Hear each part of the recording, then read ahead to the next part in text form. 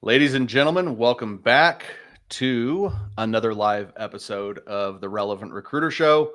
I've got a guest I'm really fired up for. We've been talking backstage, it's pretty big stuff we do over here with the Relevant Recruiter Show. So we were talking backstage, and my friend Sarah here has got a lot of energy. And so for you, those of you that don't know Sarah Englade, she's the founder of Monarch Talent Solutions.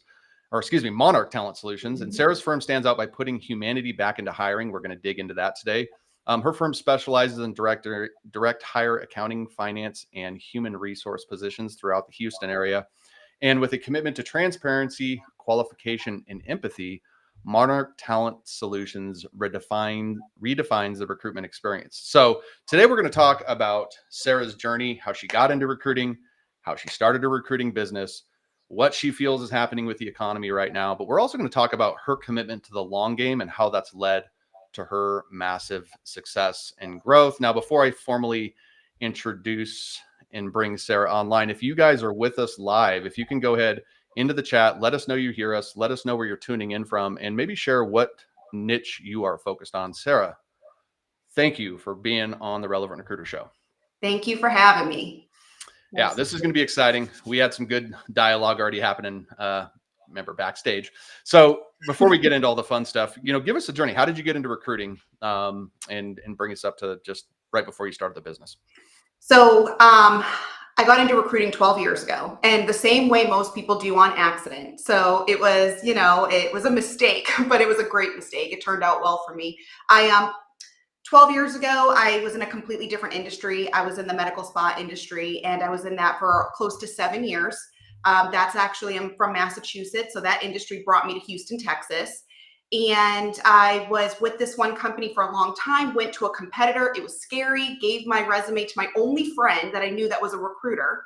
Didn't even know what she really did because she just started herself. So gave my resume to a girlfriend of mine, who then passed it around the firm. And I got interviewed, and I went through, I think it was like 2 interviews before it finally clicked. I'm like, wait a minute, they're not trying to find me a company to place me. They're trying to find me where to place me in Houston, like what division, what line of business, all the stuff. So I ended up taking a leap of faith and joined a very big recruiting firm. And the first division that I was in was actually staffing, so temp staffing in the administrative, HR, customer service space. I did that for about a year and a half. Mastered it, became very good, and then got bored, asked what's next for me, the same company, and they opened up a door for me to branch into accounting. So didn't have an accounting background.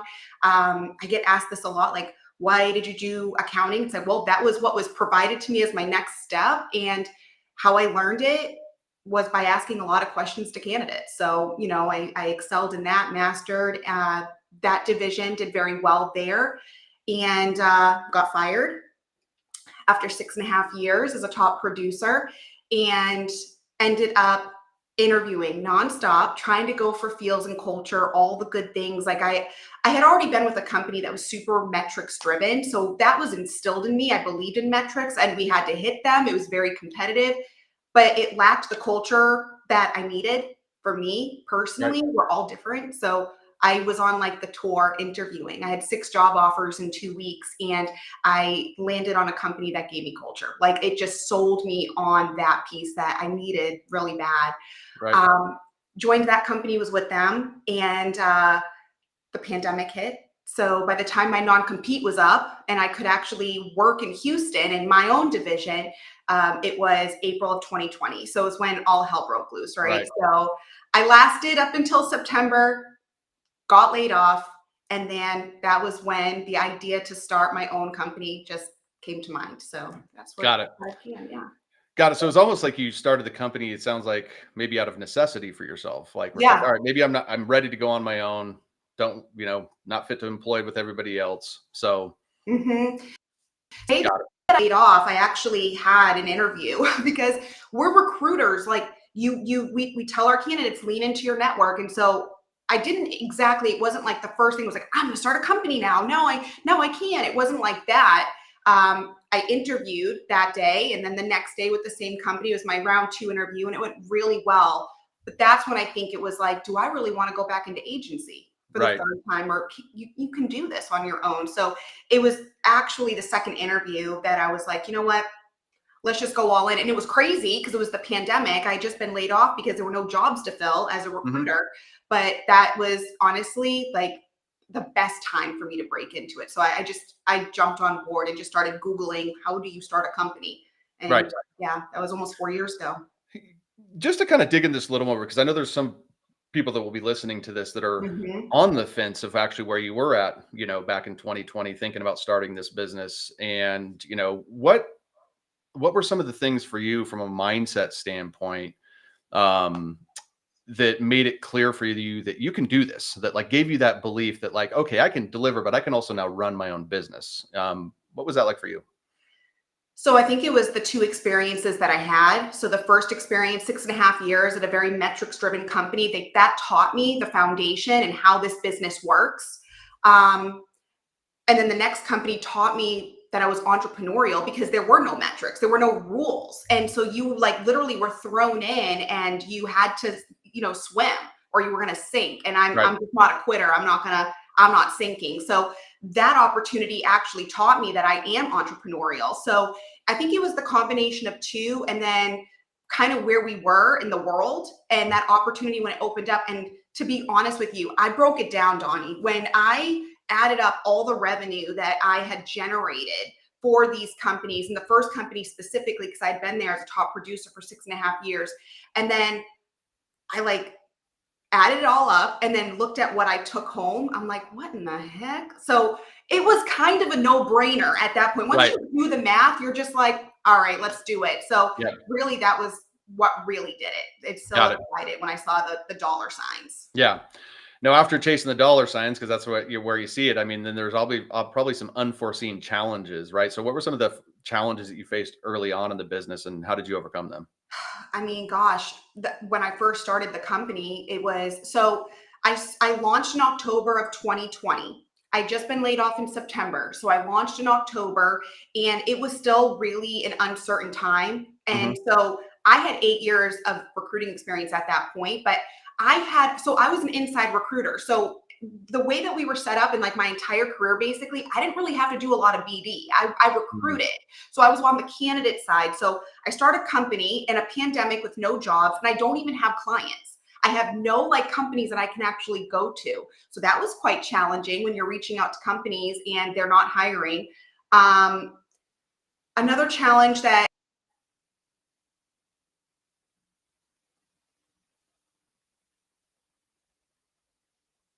I faced, honestly, you're like on some staff members, lost, but hopefully we're back. But I Yep. wanted to hire staff, and I'm like, let's bring on some staff. And so I hired a recruiter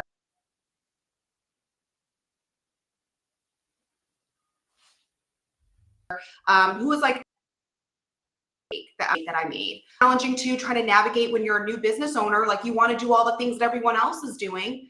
And so you take on too much instead of really like, narrowing down what really is your mission, what really you're trying to accomplish. Like you're not going to be good at all of this, especially like owning a company for the first time. I never owned a company before. So you screw things up and you're just learning.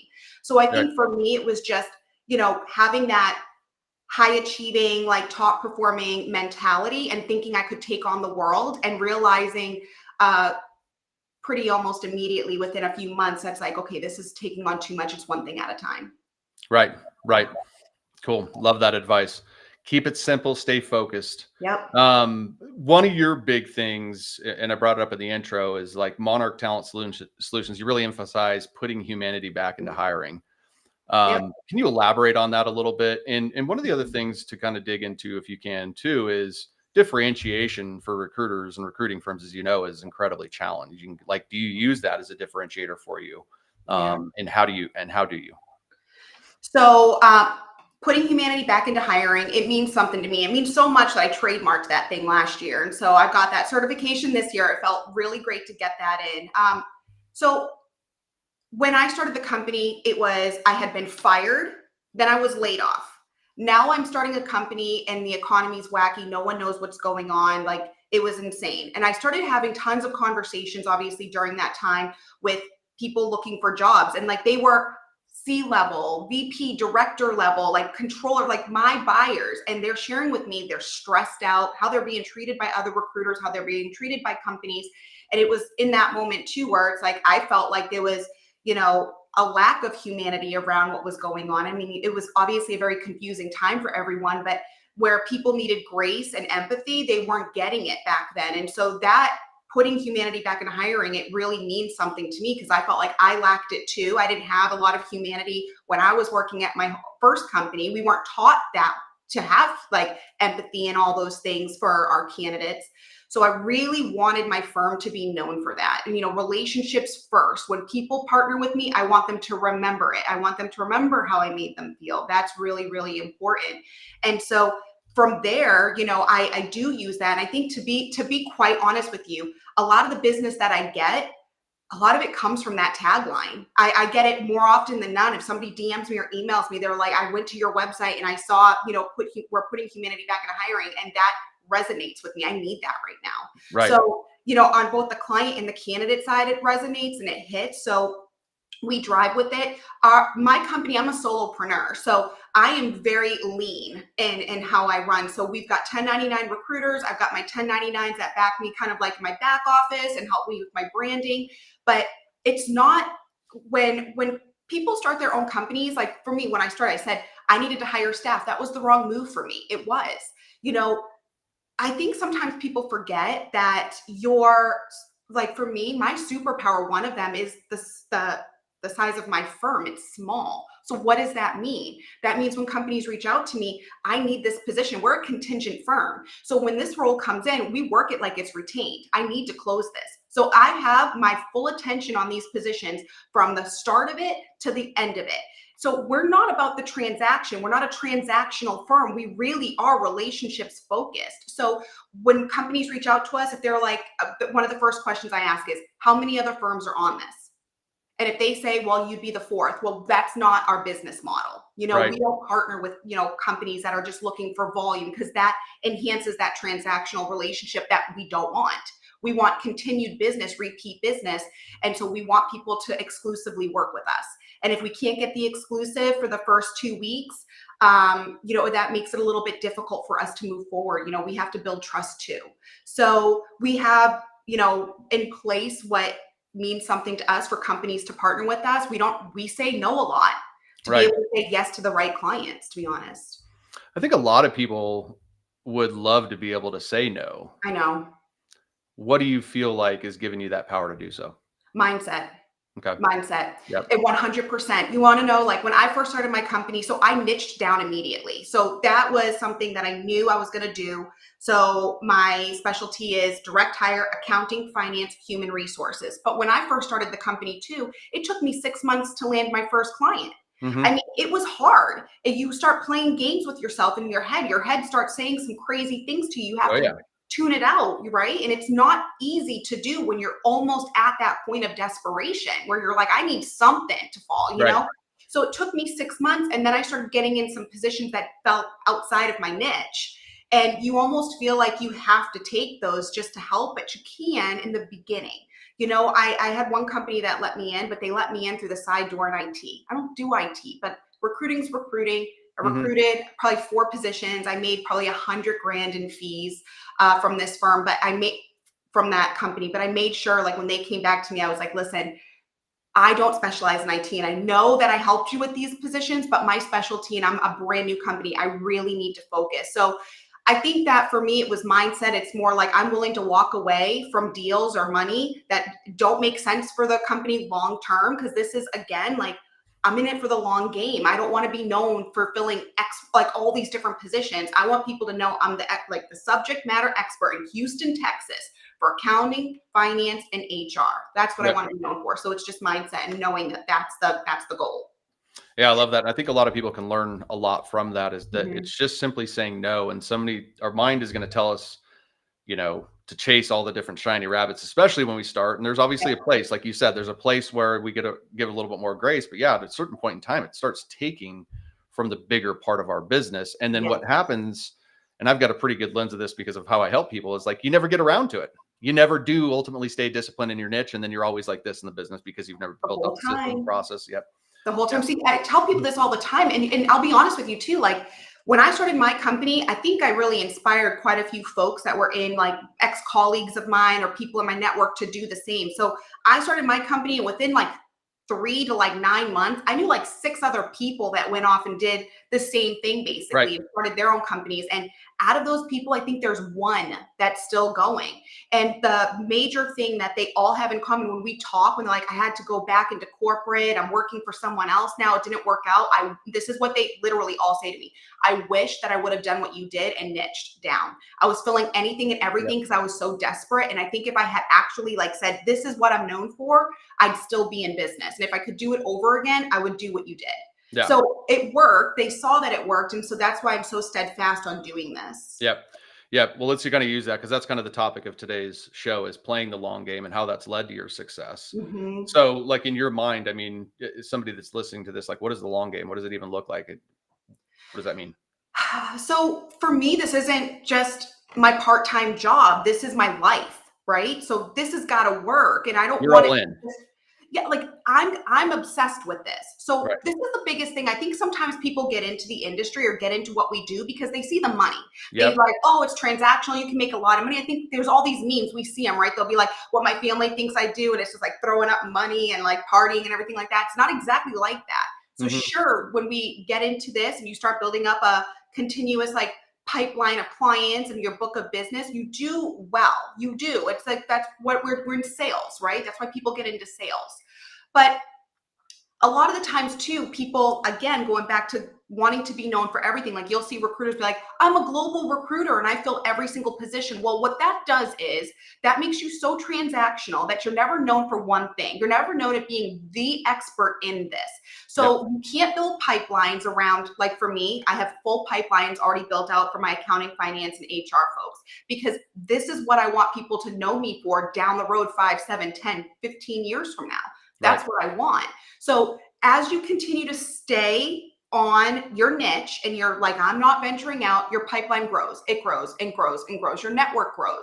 So for me, the long game is I want my pipeline to continue to grow. I want the name of the company and my brand to continue to grow because this is my plan. The plan is this is working and it is working. So in order for it to stay this way, I'm not venturing off.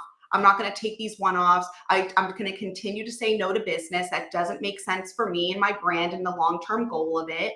And the long game too, you know, you have to really be prepared for the market because recruiting is it's weird. You know, our industry, it relies on the actual economy. So it goes like this. So the long game too, you have to be able to prepare for all of that. We're in a downturn right now, and I prepared for this last year because I've been doing this for 12 years. So you know it's coming.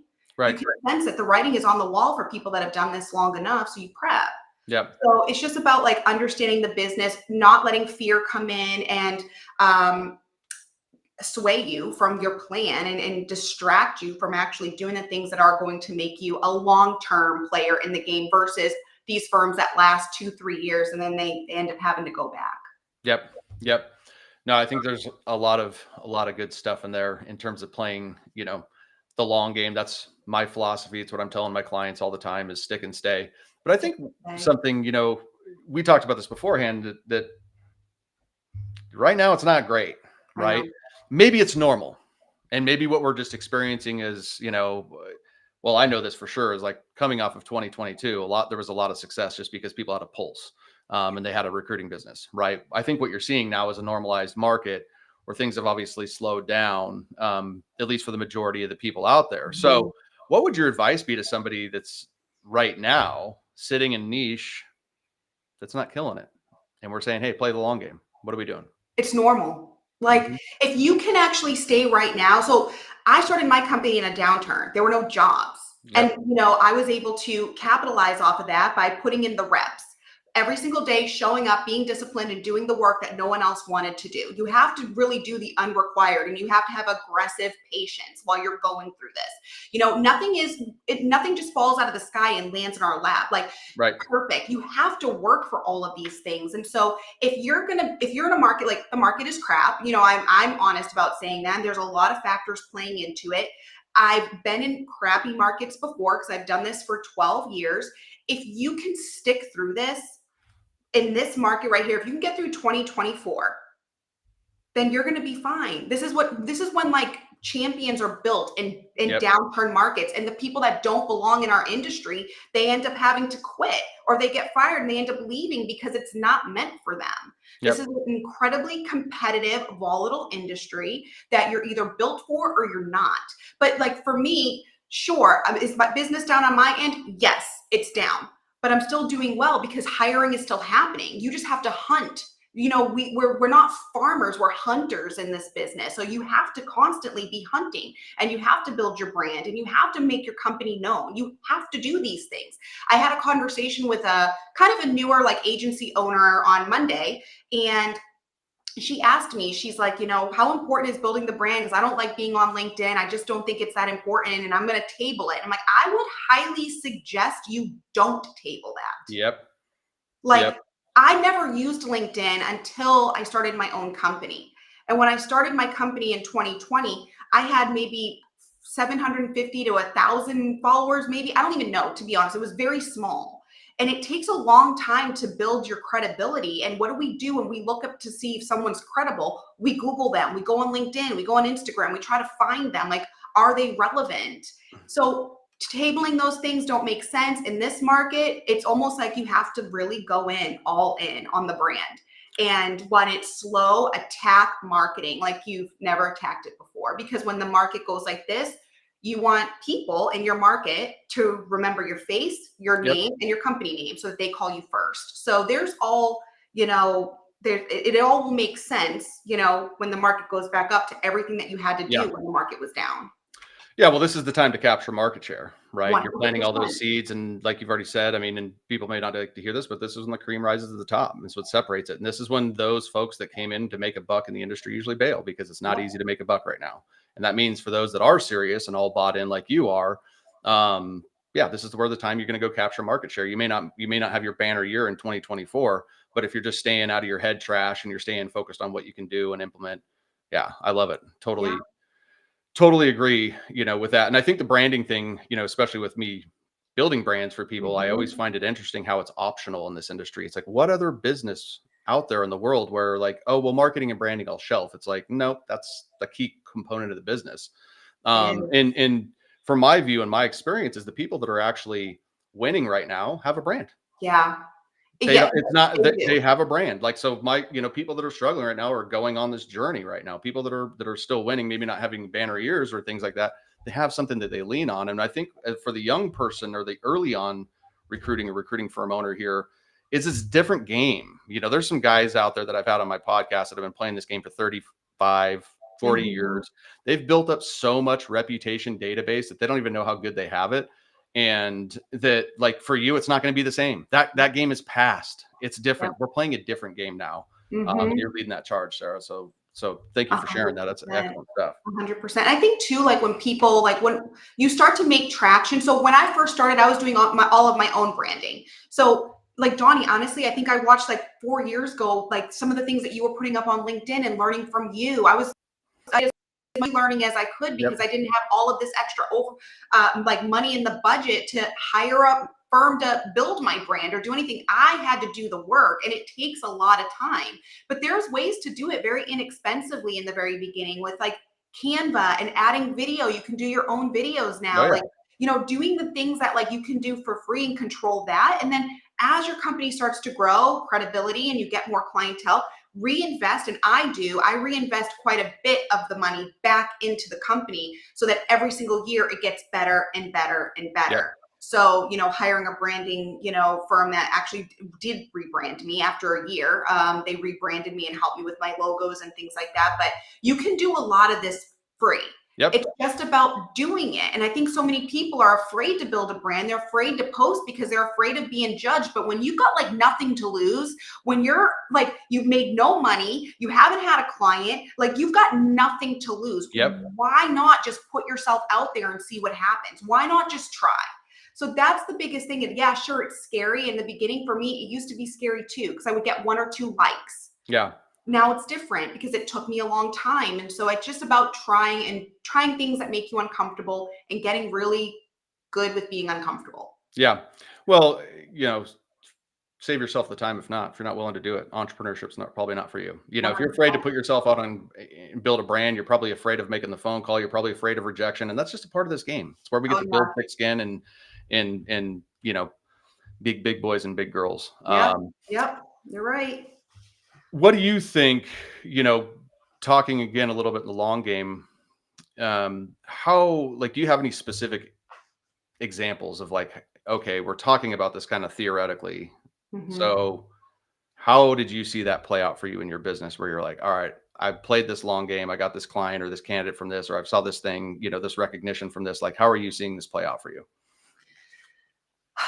I mean, every single time we have a win, we use it to, talk to the next client and talk to them about what we've done that's been different, what stood out, what made us actually um, win these deals, and why people really do use us exclusively. But I think for me, like when I think long game too, I don't get comfortable just being Sarah in 2024. Like I surround myself with people that have been doing this business Right. longer than me.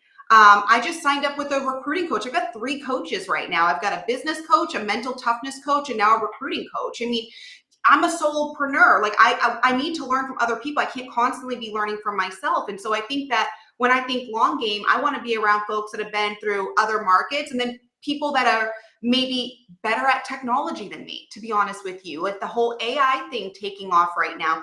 I'm not the most tech savvy person. So you've always got to be like a student of learning and Yep. put yourself out there and be open to trying new things, because, the landscape for recruiting is changing. The relationship piece of it will never change. You're either going to be good at building relationships or you're not. But there's going to be ways that, and there are new technologies that are coming out that are making this more seamless for us, which is nice. So if you're not leaning into these tools, it's not that like recruiters are going to make it the ones that will lean into the tools and continue to put themselves out there to want to learn. The recruiters that are not going to make it the long term and the long game are the ones that are going to be stubborn, and they're not going to Hmm. lean into it because they're going to think, well, the old way works. We always say that. I have my own clients like, we've always done it this way.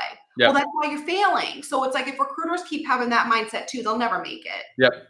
Well, the most dangerous recruiter is the one that's good on the phone, good traditionally with all the regular stuff, and also knows how to leverage AI, automation, Yep, technology, all of it. and play at a whole different level. And I think Hmm. that's really important that you brought that up. Is really for the technology part, for those that haven't embraced it, like that's just opportunity for you. Like you're kind of sitting Yeah. on gold if you're a really good recruiter and run a really good recruiting firm, but you're not fully leveraging technology. Like just that's opportunity. It's not a Yep. negative thing. Yep. And listen, Um, I was late to the game on that too, because, I didn't understand the importance of it up until kind of recently. And now, like, mhm. I'm leaning into it. I've taken advantage. I've been trying out different softwares. We have Yep. automation going. Like, you have to always be willing to elevate.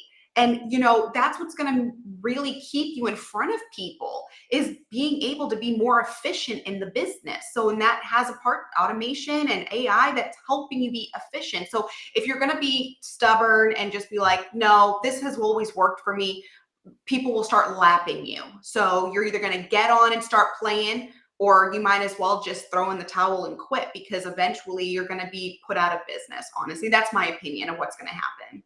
Yeah, no, I mean, we talked about it before. You know, it's so important that you're putting the foot on your gas and always sharpening your sword and doing you. I mean, we can only can control what we can control, and this in Right. an economy like this is a prime example of that. You Right. know, we can't control the economy, we can't control people hiring. You know, but we can control our outreach, our ability to target the right companies, our ability to stay consistent, our ability to add value to people. There's so much that can be controlled right now, even though Yeah. it's not the most dynamic market. And Right. like you said to your point earlier, that's where we build out the market share and capture more. Hmm. Every single time things slow down is when somebody's winning. Somebody's winning. Is it going to be you? So, you know, with that being said, Sarah, I mean, we talked about this before and before we went live, and it made you cringe. So I'm going to bring it up because I want to bring it in. So Okay. let's talk women in entrepreneurship. And this is a question that you said you kind of get asked a lot. So I'm Yeah. going to ask it. But like, how is it for yourself being a female business owner and putting yourself out there as boldly as you have as a woman? It doesn't seem like for you, there's nothing to it. So it's pretty easy. I know I was saying this before, like I do get asked this question quite often. And what I usually get asked is in a little bit of a different way, more like, Sarah, can we talk about how difficult it is to be a woman in business these days? Like, we have all of these barriers that we have to overcome and blah, blah, blah. And here's the deal. I don't think that's the case. I don't have a college degree. I've always had to work my butt off, always. I've always had to work harder because I felt like I had to prove myself because I didn't have a degree. I only know what it's like to work hard. My competition is other women, it's other men. And listen, I've always been able to lap them. I never ever thought about my struggles because I'm a girl. Like those thoughts have never crossed my mind. The only time I have to think about it is when I'm asked that question, because I guess that's the thing. It's like the feminism thing that, is trying to take off. I'm not a feminist. I don't think that there's really any difference here at all. I work my butt off. I've worked with men. I've worked with women. It's all the same. And I'm a recruiter. So then we get into this whole thing with like pay discrepancies and things like that. Like Donnie, I even struggle in that space a bit because I've recruited for 12 years and I've recruited, very high up individuals, and the salaries are the salaries. I don't get two different salaries if you're a man or a woman. Right. Like I fill these positions and, I don't see the discrepancies, I guess, that a lot of people see. And maybe I'm just lucky, but I've been doing it for 12 years. And I feel like if I was going to see it, I should have seen it already. So no, I can't get on the bandwagon. I think my struggles are like anybody else. You just have to figure it out. You have to be curious about what you're doing and ways that you can be better. You have to put yourself out there. For me, I have very high standards that I hold for myself. So if I'm showing up somewhere, I'm showing up. Like Yep. I want people to remember me. So first impressions are very important to me. I do my research. I make sure that, when I'm speaking, that I'm speaking facts and that I'm able to be engaged with and I'm approachable. So I don't know. I think I've just mastered, and it matters to me so much. Relationship building is that I do put myself out there. I don't think it's difficult. I think that if people aren't putting themselves out there, they're possibly suffering from imposter syndrome, but they're looking at it differently. Like Right. imposter syndrome is a good thing. If you're not feeling imposter syndrome, you're probably in the wrong room. Like the rooms that I'm going into are rooms with these, people that are just killing it. They're the people that I want to learn from. So if I'm not feeling that, then I might be the smartest person in the room and I need to exit stage left and find myself a new room. But so far that just hasn't been the case. I feel the imposter syndrome and I embrace it. So Yeah. I just, again, go back to mindset. Like, are you going to let your own mind play tricks on you, or are you just going to go for it? You really have nothing to lose. Just go. Yeah. Shane, thank you for sharing your experience. I mean, that's powerful the way you put it. And I like how you put it. It's like, you're competing against males and females. Yeah. It doesn't matter. I'm going to show up. I'm going to kick their ass either way. So, Mhm. I love it. I love it. Yeah. So let's talk about the future of Monarch. Like any exciting projects on the horizon, any expansions?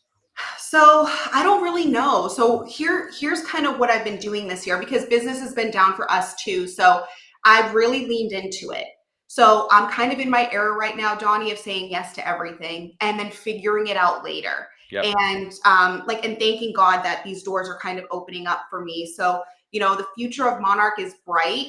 We have, and we're continuing to build clients. We've signed this year. I think we've signed at least like 6 new clients, and we have a lot of repeat business. I have some of the best clients, and I love my clients here in Houston. They're awesome. But we've been able to actually take on more clients too. We've got 3 open orders right now. So business is going okay. Last year we probably had 6 open orders, like it's Right. a different market, but we're not dumbing it down. Again, like I think that, for us, our average fee is 28 grand. So we're staying in our space. We're not coming down. We're not just taking anything. We know this is going to pay off by staying, focused. So I don't know the future. What is it going to look like? We'll see. Scaling this, maybe possibly, maybe bringing on some more staff so I can more or less work on the business and not so much in it. But I also too want to start getting into speaking, and I'm writing, a book, and I'm trying to do all of these different things too, because I have interests outside of just this too. But Monarch is here to stay, and I hope, for the long game, I imagine we're going to be a big competitor for a lot of these bigger firms, because we're just more curious about breaking barriers and being better. I like it. I like it. I like it. I like it. Yeah. For those of you that are with us live right now, if you can go ahead and tap that like reaction button.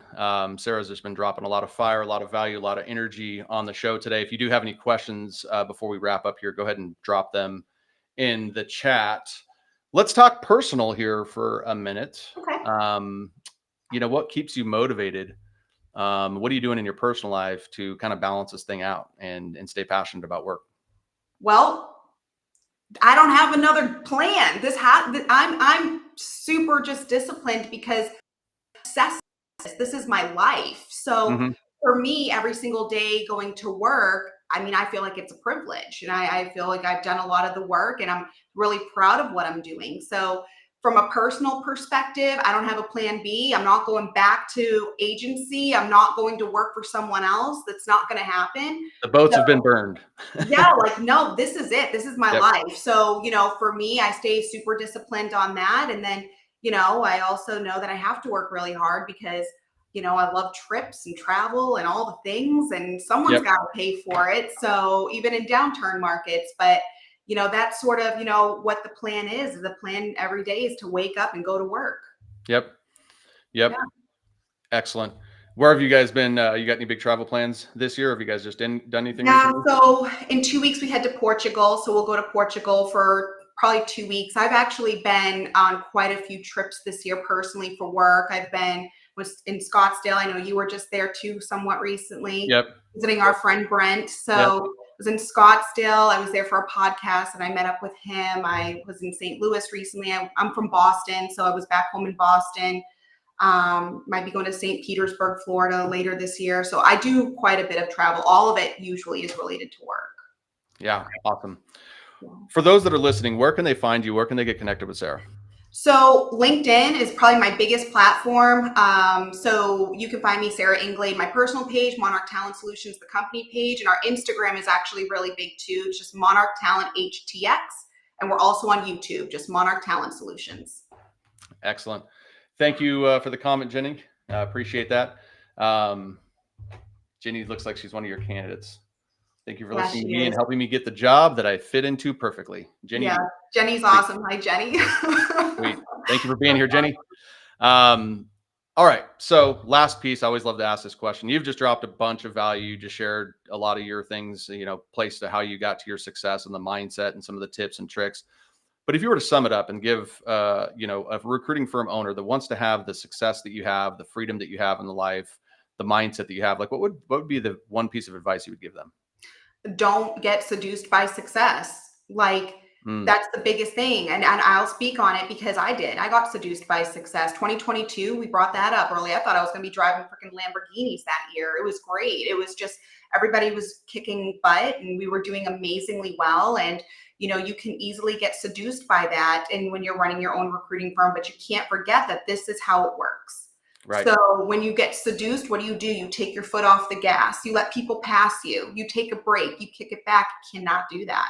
So, and I paid for that a little bit in 2023. I did. And I knew it was very humbling for me. And I'm glad that I went through it. I'm glad that I got seduced in the way that I did as an early business owner, to know what that felt like and to know how that hurt me.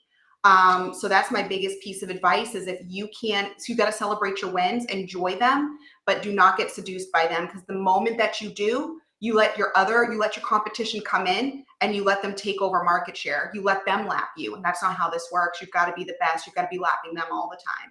Full throttle, baby. Full time. Yep. I love it. Sarah, thank you so much for hanging out with me today. For those that you did enjoy this show, go ahead and tap and the like button there below. This show is available on all the major podcast channels. Yeah. Apple, Spotify, Google, some of the other ones out there too. I'm not even sure. My assistant handles all of that. And then you can also find this live on the YouTube channel. So thank you for being there with us today. Next week, we'll have another fun guest on the Relevant Recruiter Show. Sarah, thank you. Guests, thank you. And we'll see you all soon.